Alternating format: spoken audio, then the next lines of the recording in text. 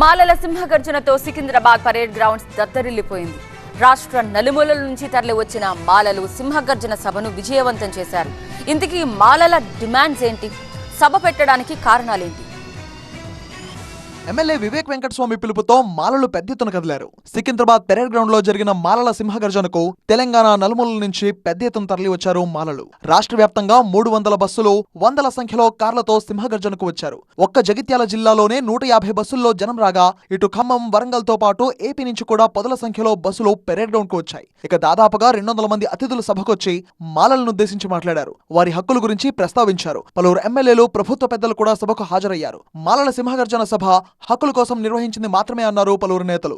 మాలలు ఎవరికీ వ్యతిరేకం కాదన్నారు. ఎస్సీ వర్గీకరణపై కేంద్ర ప్రభుత్వం పునరాలోచించాలని కోరారు. అందరూ కలిసిమెలిసి ఉండాలన్నదే మాలల ముఖ్య ఉద్దేశమని తెలిపారు. అలాగే మాలల ఆత్మగౌరవంపై దాడి జరుగుతుందని అభిప్రాయపడ్డారు దళిత మేధావులు. ఎవరెన్ని కుట్రలు చేసినా తాము ఎప్పటికీ ఐకమత్యంతోనే ముందుకెళ్తామన్నారు. గతంతో పోలిస్తే మాలల్లో ఐక్యత మరింత పెరిగిందంటున్నారు. మాలలను టార్గెట్ చేస్తూ ఇతరుల అవకాశాలను కాజేసి దోపిడీదారులుగా చిత్రీకరించే ప్రయత్నం చేస్తున్నారంటూ ఆగ్రహం వ్యక్తం చేశారు. మొత్తంగా తమ సత్తా ఏంటో చూపించేందుకు ఈ సింహగర్జన సభ అంటున్నారు మాలలు. జై మాలా.